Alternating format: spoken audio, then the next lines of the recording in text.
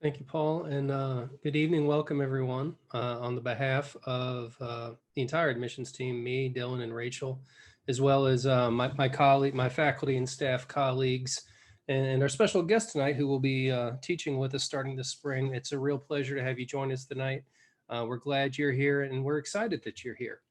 And if you are here, it's likely because you're interested in taking on some of the biggest challenges facing, our communities, our regions, our nation, and our world. If that is you, you are in the right place. Our graduates go on to a wide variety of rewarding and impactful careers across all sectors. And for a lot of them, their journey with us began in one of these events. In a moment, I'm going to introduce Dean Mark Roselle to tell you a little bit more about the Schar School, who we are and where we're headed. But before I do that, just two quick housekeeping notes. Um, we will, if you have questions about admissions processes, school curriculum, that sort of thing, we are going to actually field those in the breakout sessions. So we're going to hold off on the questions in this general session. Now, once we get past the general session, that all of us are in right now, you'll be shown links to the various breakout rooms where we will have a discussion led by the program director for those graduate programs to have a deep dive discussion about the curriculum, the program, what folks are learning there, and the key skills that they're building and learning. And in those sessions, there will be admissions folks, and we'll take some admissions questions there. So if you have questions, please leave those for the breakout sessions. There will be a little bit of a Q&A at the end of the session with Andrew McCabe, and our moderator for that, Larry Pfeiffer, will give you directions there. So without further delay, again, to tell you a little more about the Schar School and who we are and where we're going, it is my pleasure to introduce to you Dean Mark Roselle. Great. Thank you, Travis. And good evening, everyone. Welcome to the Schar School of Policy and Government at George Mason University. Welcome to my living room. We're all doing this from home, so I'm very pleased that you're here. Choosing to pursue a master's degree is a very big decision, and this is an important step in your quest to decide whether this is the right place for you to pursue such a degree. So what I want to do is just take a couple minutes to give you a sense of the Schar School, our programs, our faculty, so that you know whether this is really the right institution, the right school, and whether we have the right programs to meet your needs and expectations. We at the Schar School address a lot of different complex public policy issues, challenges that are global in nature. So we expect that if you're here, you may be interested in working in government or a nonprofit organization, work at crafting innovative policies, become a subject matter expert in US or international policy. And our programs are designed with all of this in mind. Our graduates are very successful. They leave with the knowledge and skills necessary to advance in their careers, addressing issues domestically and globally in the private, public, and nonprofit sectors. We have all of that in mind in our degree programs. The Schar School programs focus on a wide range of areas and issues. We cover, and this is not exhaustive, this list, international trade, international security, public policy analysis, public administration, political science, transportation policy, biodefense, government, international affairs, organization development, knowledge management, among several others. So we have a number of specialized degree programs to meet your needs, but we also have the broader master's degree programs in public policy, public administration, political science, for those who are not ready to specialize in one particular narrow area of policy, but want sort of the more all-encompassing degree. We encourage you while you are here, by the way, to complement your academic experience through experiential learning.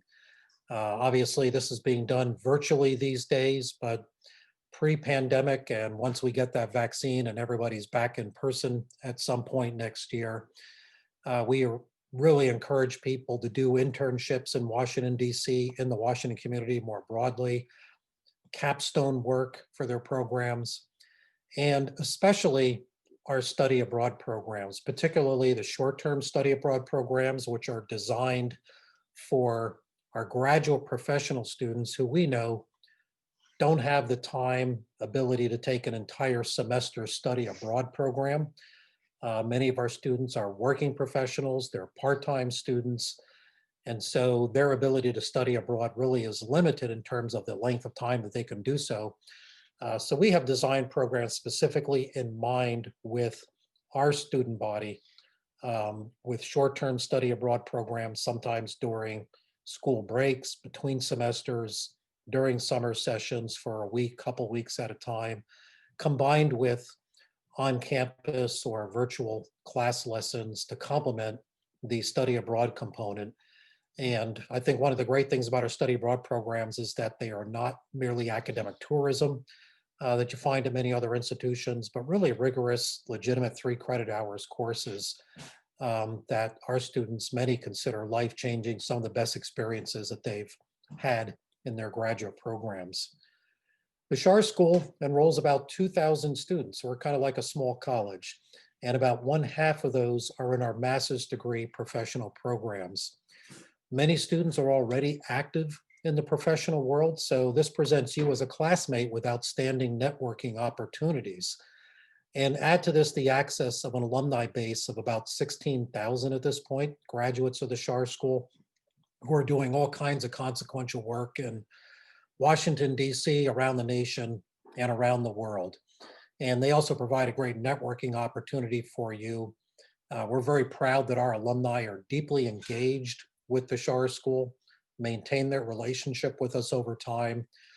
They put on job fairs, networking events, speaker programs, a lot of this designed to help the currently enrolled students.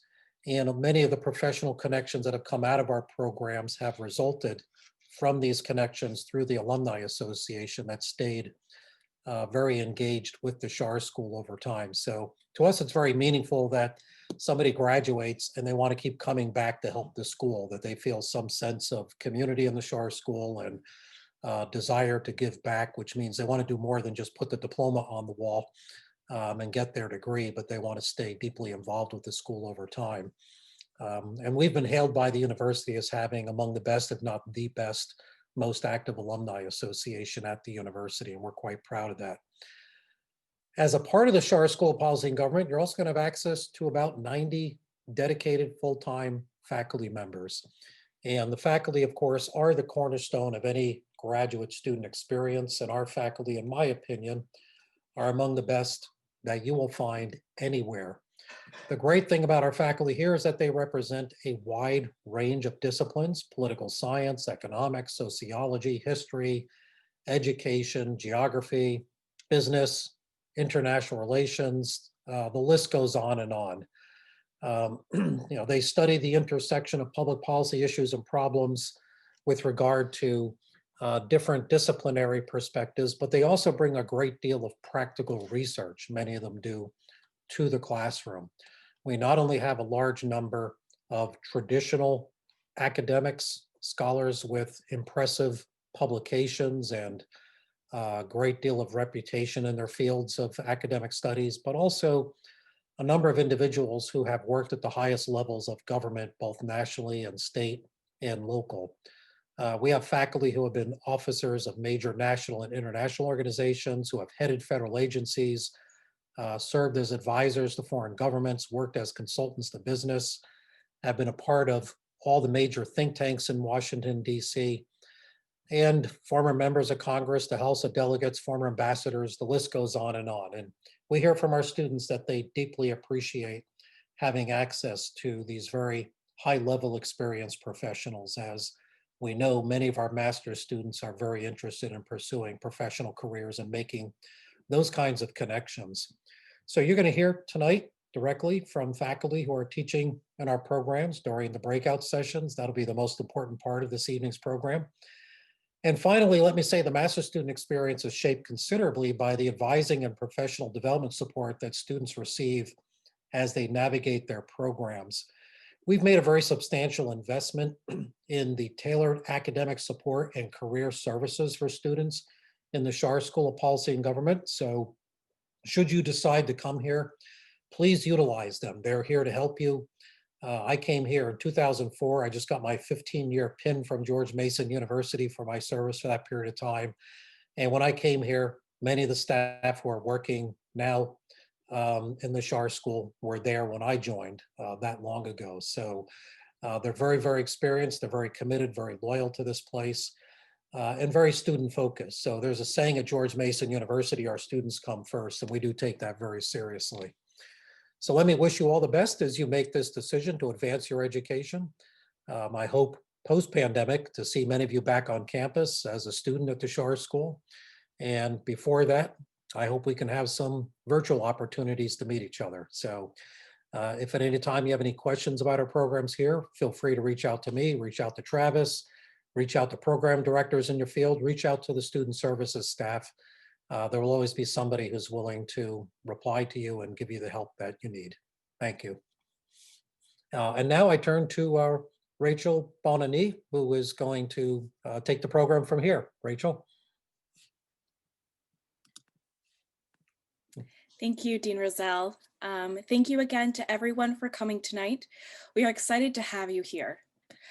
I am one of the assistant directors of graduate admissions, Rachel Bonanet, and tonight I will highlight our opportunities at the Schar School before you have a chance to hear from our guest speaker and our program directors.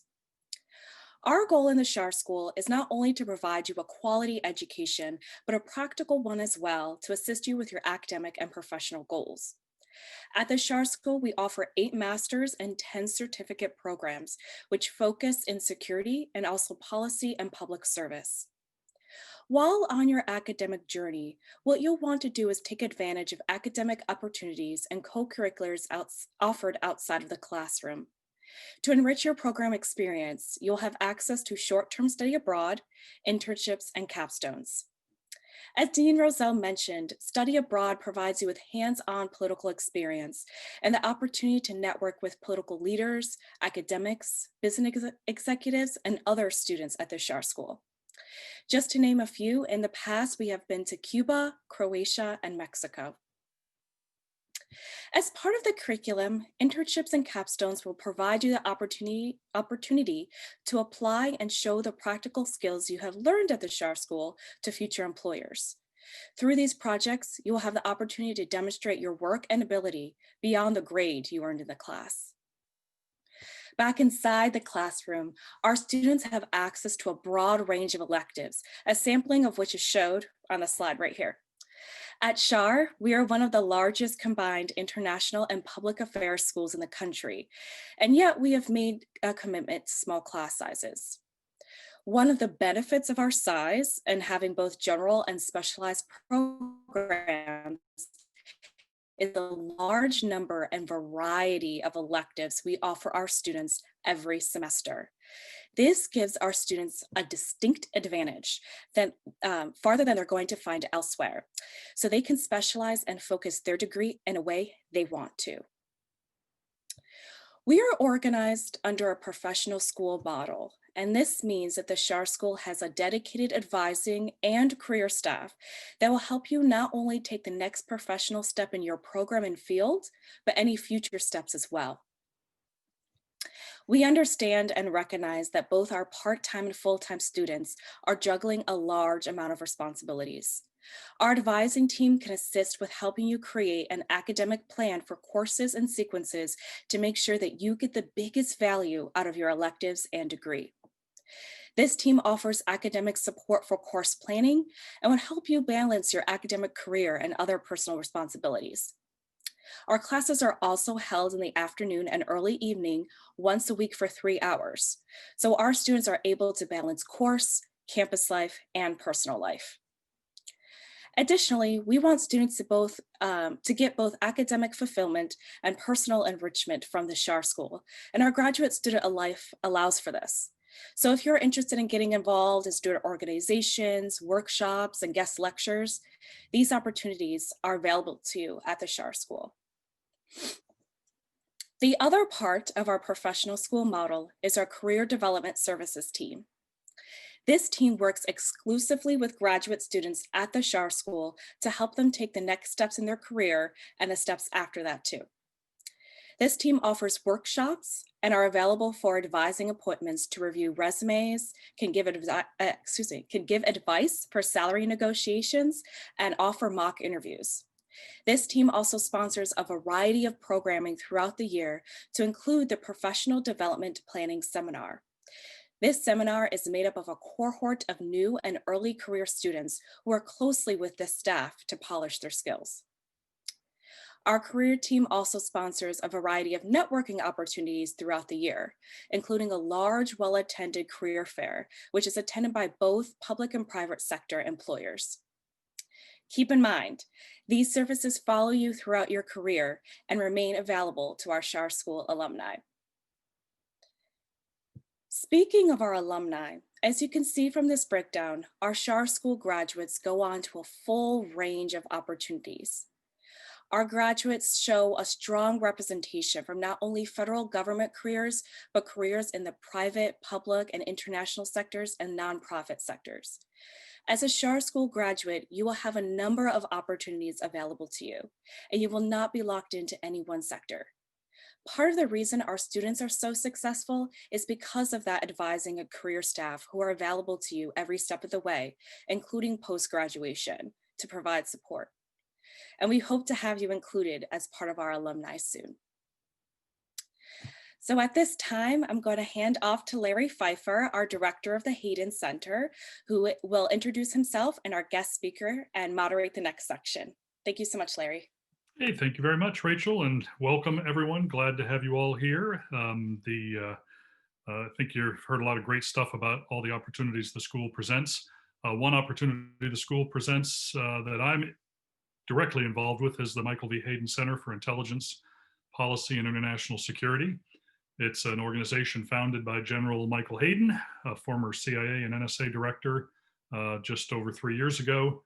And it is the only institute of its kind in the nation. It's the only center that's looking at the way intelligence supports or sometimes fails policy being led and founded by an actual former director who is himself a faculty member here at the school, and he has been for 10 years.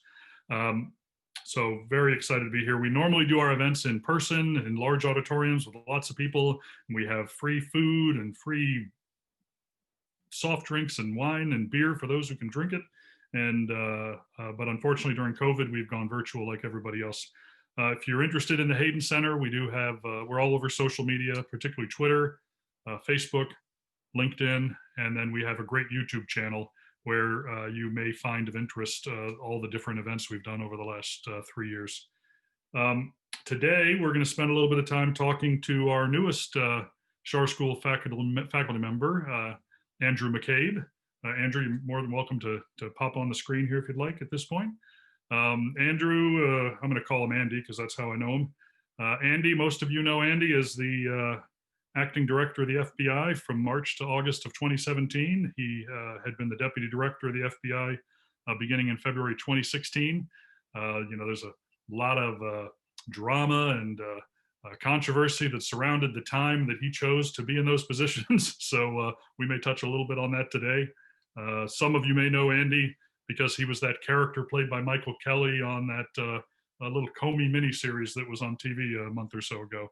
So welcome, Andy, and thank you for taking time to join us. Thank you for having me here tonight. It's a pleasure to talk to you as always, but always a pleasure to talk about the Schar School and to folks who are interested in signing on. So it's good to be here. So I guess the place I'd like to start is you weren't always the acting director or deputy director of the FBI. You were like many of the people who are watching tonight. You had gone to college. You perhaps had worked for a little while. Maybe you had gotten an advanced degree. I think in your case, you went to law school, and you probably found yourself at a crossroads trying to figure out what to do. And your choice was to pursue the FBI, Federal Bureau of Investigation. So I guess I would ask, for the benefit of the students, what was it that you went through at that point in your life that ultimately led you to public service and in particular the FBI? Sure. I, like many people, found myself in graduate school. For me, it was law school right after college, and was kind of going through that midpoint in law school, trying to figure out what the right direction was for me career-wise and really what I wanted to do with my life. So coincidentally, I spent the summer between my second and third year in a volunteer internship at the Department of Justice.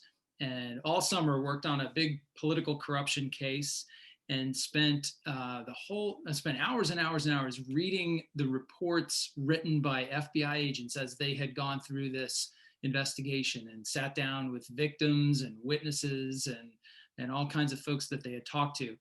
And I became just fascinated with those conversations, with the idea that through a career in the FBI, that you could kind of dip into that world and interact with people who were involved in some of the most fascinating, thrilling, kind of dramatic events of our time, that you could really participate in, a certain piece of history. And by doing so, that you could do something good for the community and for the country, that you could help people, you could help people find justice and help, put bad people in jail. And so I really got hooked on the idea of the FBI then. I couldn't get in when I got out of law school. They were under a hiring freeze. So I spent about 3 years in private legal practice in New Jersey, doing all kinds of random stuff. And as soon as the Bureau opened up their applications again, I put in, and in 1996, I reported to Quantico as a new agent trainee. I didn't know a single human being in the FBI at that point. It was just a complete shot in the dark. And I'm guessing you, like me in the intelligence business, you had these great jobs towards the end of your career, but you actually often look most fondly back at those early days. So you went through the great Quantico training thing down at Quantico, and I'm sure there's some really interesting stories to tell there. And then some of those early days as an FBI agent. Maybe you can talk a little bit about what you liked about it, what you enjoyed about it. Yeah.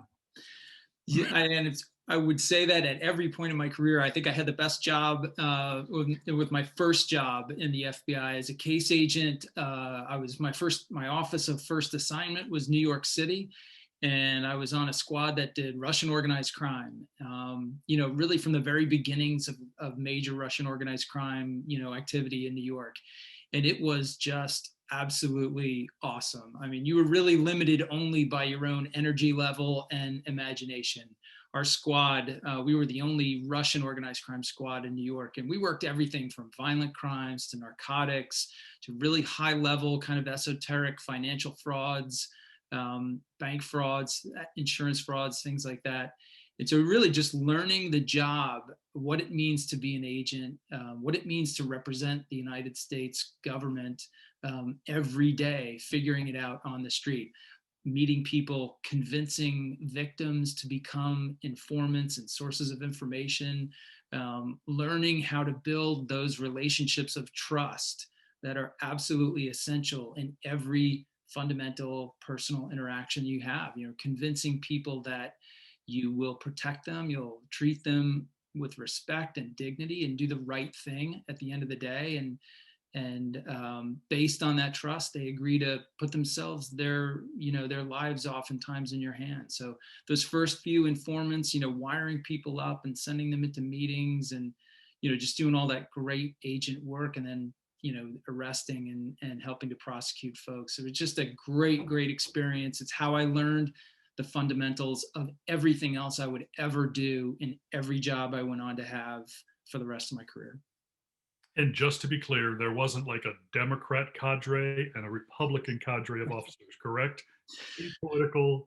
No. I mean, contrary to what you've heard for the last 4 years, the FBI is not a political place.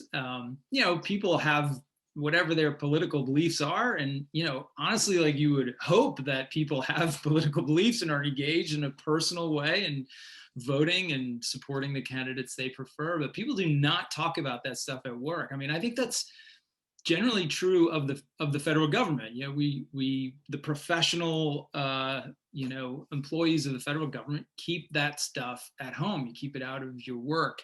And definitely in the FBI, where you find yourself often investigating political figures or people around politics and lobbyists and government contractors and things. It's very important to leave that out of the work that you do. And from the very first day I started the Bureau through the very turbulent last days I was in the Bureau, that was my experience. Absolutely, and that was true of mine in the intelligence community as well. So you're an agent, you're working in the FBI for a while, and then this horribly tragic day that I think defines a lot of our lives happens on 9/11, and the Twin Towers are taken down, the Pentagon's attacked, the brave people on that one airplane drive it into the ground in Shanksville, Pennsylvania. So, seared in the memories of people who were in public service at the time, I think seared in the memories of many of the young folks who are probably in the audience today. It may be what's driving many of them to public service. So, what impact did 9/11 have on you as an FBI person? And then it had a significant impact on the FBI as well. So perhaps talk to that.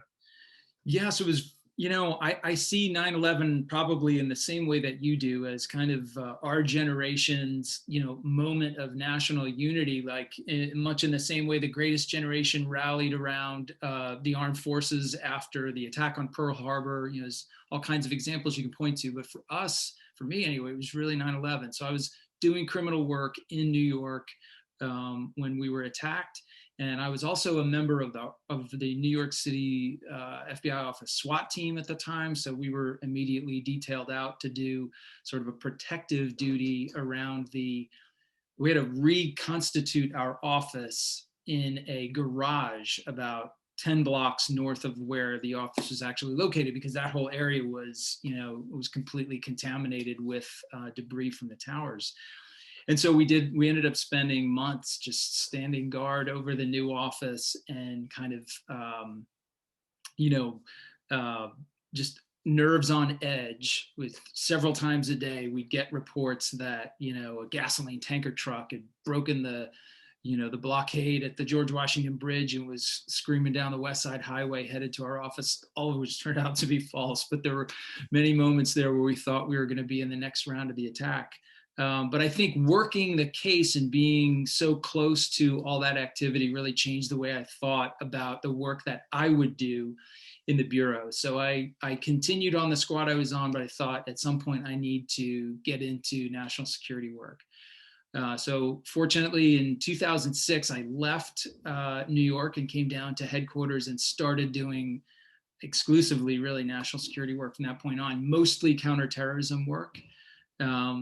And just, it was really at the halfway point of my career. So I had this really kind of unique half criminal, half national security approach to the work that I did. But absolutely the most satisfying, the most intense, the most driven, compelling work that I did in the Bureau was counterterrorism work in the aftermath of 9/11, because it was, it was building the plane while it was in flight. Like, we were trying to change who we were and how we worked as an organization, as a member of the intelligence community, to try to kind of mature our way into a full role in the intelligence community, at the same time stopping plots, trying to better understand the enemy's network, and do that good work all at once. It was really chaotic and exhausting, but also thrilling and satisfying.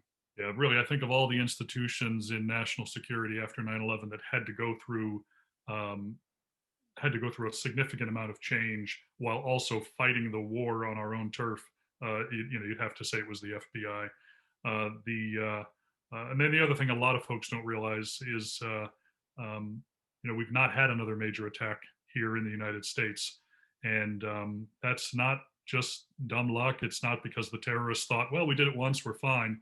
It's because of all the good work of the intel community, law enforcement community, FBI, intelligence folks, in actually stopping a lot of plots before they ever fully developed or they ever got moved to our shores. So, my personal thanks to you for your involvement in that, and your colleagues as well.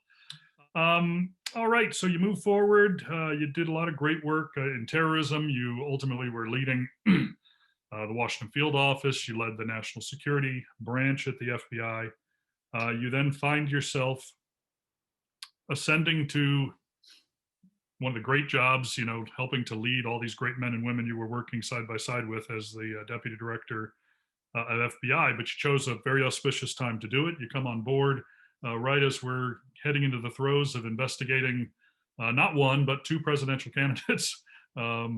As we headed into the 2016 election, you had the Hillary Clinton email situation, and then of course you had the the Russian attack on our election and the potential for cooperation, the appearance of cooperation between the Trump campaign and the Russian efforts as well. So must have presented some fascinating leadership challenges, probably led to a lot of sleepless nights. But what can you tell us? You know, obviously we could be here all night with everything you could tell us, but what are some key takeaways you took from those experiences, the Hillary Clinton email, the Russian attack on our election, the whole Trump campaign potential collusion? Well, you know, that I would probably start by just highlighting, it's interesting you say, like, I chose an auspicious time to come back. It certainly was, but like many moments across, you know, if you look back, and I'm sure you've had this experience as well, Larry, you look back over the arc of your career and you realize that those most important moments choose you. You don't really have any control over the timing, or many times it's things that you're asked to do that you don't even really want to do that end up being the best opportunities and the greatest experiences of your career and of your life. But in this case, I stepped into the role of deputy director while they had already been chopping away at the Hillary Clinton case for a number of months. And the things were kind of firming up a bit as, you know, as you go deeper into an investigation, you start to develop a sense of what you're finding and what you're not finding. And of course, what work you need to do before you resolve it. I continue to believe to this day that the work that we did on that case was absolutely first rate. It was done impeccably well. And our final perspective on whether or not we should request that the department pursue criminal charges was absolutely valid based on the lack of evidence that we'd found around the question of intent. But in the aftermath, of course, I had the benefit of looking back on that now and realizing how some of the decisions we made, really key leadership moments, we probably should have thought differently about. Specifically, of course, the announcement of our findings in a very public way in July, which we should have hewn closer to FBI and DOJ tradition in saying very little about cases that we don't think should go forward.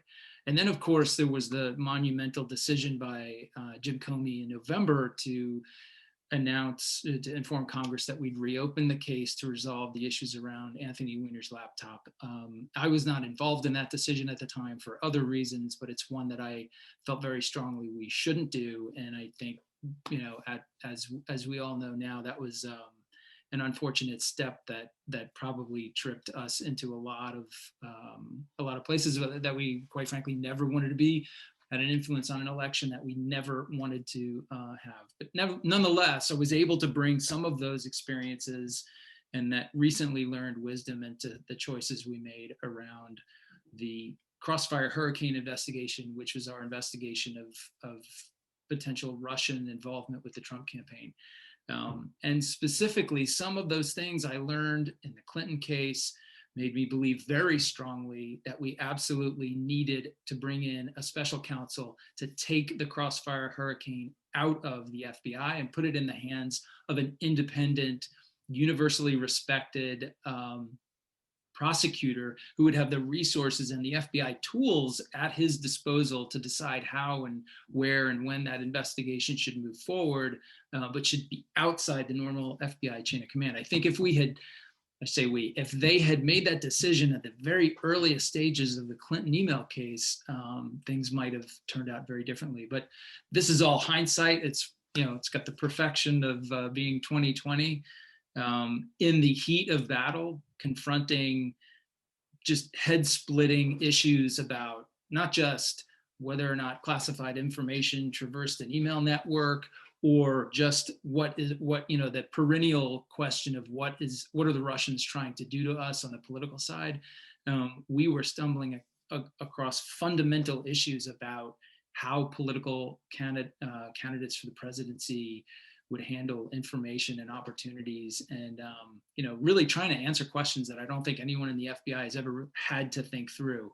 It was an incredibly pressure-filled and intense period of time, and it's one that I think it'll be years and years before everyone's really kind of thought through. We at CIA went through much of the same kind of situation in making decisions about renditions, detentions, and interrogation programs. And I think you captured it very well. It is very easy to be on the outside looking in and offering critiques about decisions that people made at those times. But when you're sitting in that seat and you've got lots of stuff coming at you from different directions, and your lodestar is protecting America, you have to make those hard decisions. And I don't think anybody should criticize somebody for having to make a decision one way or the other. I mean, I know it'll happen, but the jumping a little bit ahead, because we could sit here all night. I guess what I would offer to the students is Andy McCabe is going to be on our faculty. He's going to be teaching a class, and he'll be doing more events like this, and there'll be other opportunities to kind of talk about those leadership challenges that, you're the guy sitting in the chair, and you can't turn to somebody else to say, what decision should I make? You're the one who has to make that decision. And as Andy suggested, all those jobs he had beforehand helped inform him when he was in that crucible. So moving ahead, you are going to be teaching a class here. You joined the faculty. I guess before we get to the class, what drew you to Schar School? What made you decide, yeah, I think Schar School would be a great place to come and spend part of my day? I've always been kind of fascinated by the Schar School and interested in the program. I feel like there's such a unique combination of factors here because of the location being kind of really tied into the government, policy, business, politics community here in DC. And I also think that proximity gives the school an incredible balance of top flight, first rate academics, and also people more like myself, who I'll characterize as practitioners, people with real world experience, recent real world experience in government and politics and in business, and particularly the business around government.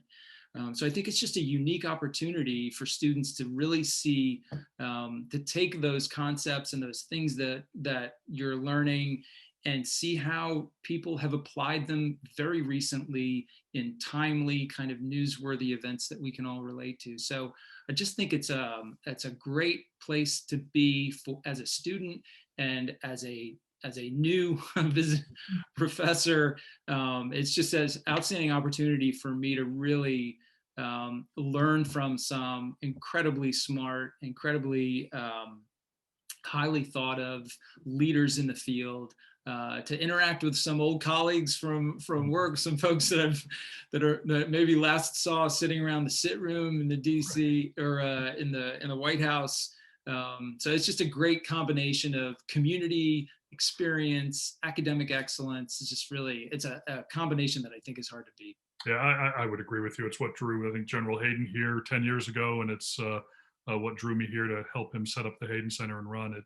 It's a great mix of intellectual thought and pragmatic execution, which you don't always get from schools like this. So you're teaching a class next semester. What will your class be about? Talk a little bit about what you're going to teach. Sure. So I'll be teaching in the Center for Security Policy Studies, and I've always been interested in teaching a course essentially on national security law and the legal framework that authorizes and empowers and also restrains our intelligence community, our military community, our law enforcement community in their pursuit of protecting America. Part of what made some of the jobs I had so interesting was the ability to sit in those rooms with the leaders or the deputies or the heads of the other agencies of different parts of government and kind of partake in that conversation around, I think we very boringly refer to it as coordination, but what it really is a robust exchange where you're constantly comparing the equities of each entity involved in an issue and kind of bouncing those goals and desired outcomes up against the legality. What can we actually do here? What's the path forward? How have we done it before? How do we continue to protect America, but do so within the restrictions and within the spirit of the Constitution and our federal law? So it's a little bit law, but it's also a lot of kind of current issues and things that folks have been tracking, I'm sure, in the news, everything from rendition and detention policy to covert action to foreign intervention, things like that. So I think it's really going to be fun. I'm looking forward to it. Yeah, that's a fascinating area. It's there aren't large law firms around the world who conduct exclusively national security law. The expertise resides in those agencies, and guys like, well, you did have a law degree. I didn't have a law degree, but you find yourself having to understand the law. So very, very useful for anybody, I think, moving forward. I want to jump to some of the questions from some of the folks who are interested perhaps in coming to the school. And I'm going to jump to the most recent question I got because it's something that interests me. Are there any fundamental changes you believe could be made to, oh, not that one, I'm sorry, this one. Where did it go? Going forward, given the accelerating pace of technology, which areas does the intelligence community, and I think it would apply to the law enforcement aspects of the FBI as well, what areas should they be focusing on? Biodefense, cyber, other things? I tell people that I think a person beginning a career in national security today needs to have a greater appreciation of technology than guys like you or I probably did when we entered the service many years ago. Yeah. So walking out now from the FBI, what would you tell some of these young folks that they ought to be looking at or might be interested in looking at? Sure. So the first thing I tell people always is you find the thing that you are passionate about and focus on that first, because whatever you have the most interest and passion in, that is what you are going to be the best at. And that is how you will be the most competitive to get into an organization in the intelligence community or an organization like the FBI. That being said, the kind of baseline of skills that all of the agencies are looking for now, there is a much bigger emphasis on tech skills than there ever was when Larry and I came in. So, I'll give you just an example. When I came into the Bureau in 1996, there were 4 ways that you could qualify to be considered as an applicant. You had to be an accountant, a lawyer, you had to have a significant capability in a foreign language, or they had a 4th category called diversity, which was essentially a lot of former military guys, a lot of former police officers, things like that. Now, it's not 4 categories that the FBI is looking for. Their recruitment and hiring is targeted across a much broader set of skills. And many of them are tech skills. So you don't have to be a computer scientist, but if you have experience structuring data, analyzing data, utilizing the kind of currently available tools that folks use for that sort of data structuring and analysis, either in the private sector or in the public sector, that is very valuable.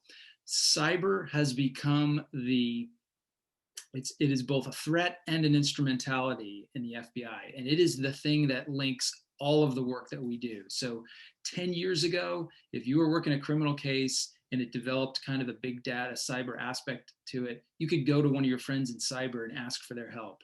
Today, every case has that aspect. Every case is cyber intensive, whether it's social media network analysis or you're pulling in reams of data that need to be somehow evaluated. So we were consciously trying to elevate the cyber capabilities of the workforce. You do some of that through hiring. So if there's one area that you need to put in your background, no matter what your interests are, it would be tech skills. Yeah, absolutely. I tell people that the nation's intelligence community that masters technology is the nation that will dominate the next century. No question.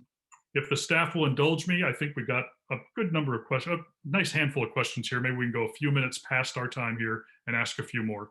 The great question here from Annika. She has parents, one of which is an FBI intelligence official, and the other one is agent. And she's wondering what you think is the better career to pursue and why. And I guess I would flip that question, because that's an unfair question to ask. I guess I would ask you, how do those two different distinct career fields, how do they work together, and how do they both contribute to the mission? Well, it's a great question. I'm going to have to start it by saying, Annika, please tell your mom and dad I said hello. Okay, so you know what I mean. And because I know them both, I can't pick one or the other. That would be deeply unfair, and I don't want to make an enemy. But the career paths for agents and analysts in the Bureau are very different. And it's really not that one is better or worse than the other. It's more that it's just depends on what you want to do. As an agent, you have law enforcement authority. So you have to carry a gun. You have to be prepared to to work criminal cases, to do work that by definition involves some degree of danger and risk. And some folks, for a variety of reasons, are either not interested in that or can't do that because of different things that are going on in their lives. It's totally understandable. So that's really the most fundamental difference. As an agent, you're a law enforcement officer, and there's all the responsibility and risk that comes along with that. That being said, one of the most important parts of our post 9/11 development was in the emphasis on becoming an organization driven by analysis. So to become an intelligence-driven organization. And with that, the value and the essential nature of the analytical workforce in the FBI was recognized and has been developed intensely over the last 10, 15 years. So there are career opportunities as an analyst now in the FBI that never existed before. And I think that is a good reflection of how important really experienced analytical professionals are to everything that we do. So they're both great career paths. It really comes down to where your interests are. One of the great features of the Schar School is we have a great number, we have a diverse student body. We have both diverse in terms of American citizens, ethnic backgrounds, but we also bring in a lot of international students, and we bring a lot of students in who are first generation Americans. So great question, and I apologize if I mispronounce your name, but from Gitana That, they ask, could or have you met somebody who's a US citizen, but by naturalization, can they get a job in a law enforcement agency like the FBI or ATF or DEA or in the intelligence community? Yes, absolutely. If you're a US citizen, doesn't matter if you're a naturalized US citizen or born here, it makes a difference. It's possible to become an FBI agent, and I'm pretty confident it's also possible in the other federal law enforcement entities. And I should say too, Larry, on the subject of diversity, Director Comey described our position vis-a-vis diversity as being a crisis facing the institution. And I remember at the time I was running the Washington field office, and as a field operator and a commander of field operators, you're very focused on fast-moving law enforcement intelligence crises that are happening day to day. So when I first read those words, I thought, that seems like a bit of an overcharacterization. I came to learn how absolutely correct he was. The FBI has been getting whiter and more male every year, and that's not a good thing for any organization. It is definitely not a good thing for an organization that's responsible for protecting America. The FBI, and I believe every element of our federal government, needs to look like the people we are today in this country, which is a very broad cross-section of diverse backgrounds and religious affiliations and different identities. And so that was something that we took on as a new cultural value, a core value in the FBI. We started really to mount a much greater recruitment effort in diverse communities. I assume that work is still continuing. I hope it is. But the FBI is very interested in hiring diverse candidates. So it's a good position to be in if that's what you're thinking about. So I'm going to ask two more questions, so I'm not freaking out the staff here that I'm running too long. The next question really is a conglomeration of a few questions that showed up in the list here, but it gets back to the substance of our earlier conversation. Some concern being expressed about politicization of intelligence, politicization of law enforcement, political pressure being applied to those institutions. You lived through experiences in that regard. We're seeing it happening today as individuals are being removed from jobs without much statement of cause. What would you recommend? What measures could be taken to insulate those organizations and institutions from that kind of political pressure in the future? Sure. So I think it's important to remember that we are living through a time of unprecedented politicization, particularly in our democratic structures, in our government agencies, and really the way that we think about everything. Because we're bombarded with this day in, day out on the news, you start to kind of normalize it in your own head, and you think about it like, oh, I guess just it's normal now. It is absolutely not normal. We have never been like this before, not under Republican or Democratic administrations. And it is also incredibly harmful. The intelligence community exists to simply provide information to decision makers. That's it. And that information cannot be biased by politics or worried concerns about getting fired or staying on the good side of whoever might be in charge or whoever you're presenting that information to. As we let those sorts of biases, be they political or otherwise, creep their way into the information that we are providing as intelligence professionals, we are not doing our jobs. And the same is true on law enforcement, right? People should be confident that they are all treated the same by our justice system, our law enforcement officers and our prosecutors. So I think that what's been going on in the last few years is an aberration, and it is incredibly corrosive to our democratic society. Bottom line is that change has to start at the top.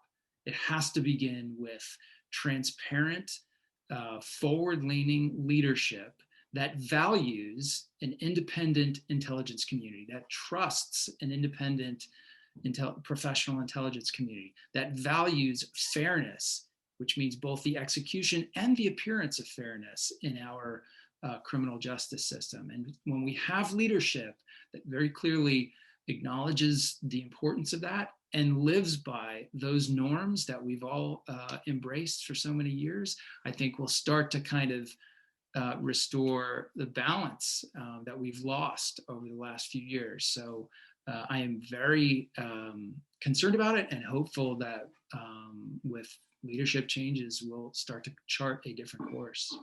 Hear on that. Last question is an unfair question, so I will not ask you to answer it. I will put a spin on it at the end. The question is, if President-elect Biden were to call you tomorrow and ask you to be the FBI director, would you be the FBI director? So you don't have to answer that question. I'll spin it and say, if you had to do your career all over again, given all the crap you went through in the last year or two, would you do it again? Without even hesitating for a second, yes, I would do it again. I often joke that I am, people probably think I'm the absolute worst poster child, for recruiting into federal employment. I mean, like, look what happened to me. It's not the greatest experience in the last year or two. But I tried to turn that around and say, like, no, despite all that, I would do it again tomorrow. I don't have any regrets.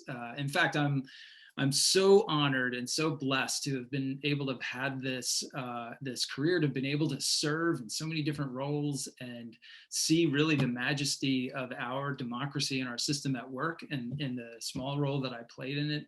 I wouldn't change it for anything. And I would tell, and I will tell every student I come in contact with or wants to hear it, if you have any feeling that that's the sort of life, not just career, but life that you are interested in, that you want to serve others, you want to be a part of making this and keeping this country as the greatest place on earth, perfecting this experiment in democracy every single day, you should do it. Don't be deterred by some of the craziness that we've all experienced in the last 4 years.